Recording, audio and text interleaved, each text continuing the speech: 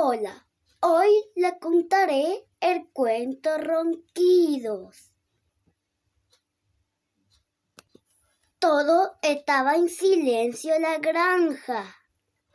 Gato estaba dormido, vaca estaba dormida, oveja estaba dormida, y los cerditos también.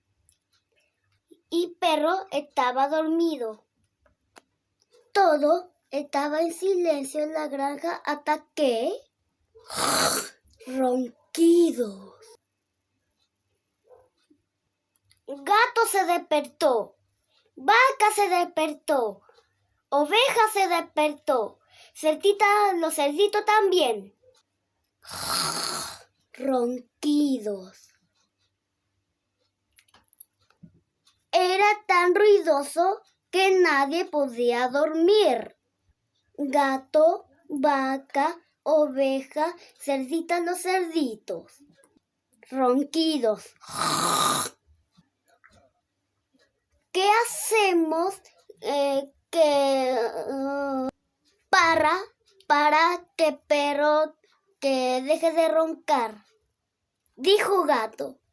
Ya sé, dijo Vaca. Vaca se acercó a Perro y achú. Estornudó en la oreja del perro. Ronquidos. Ya sé, dijo Oveja.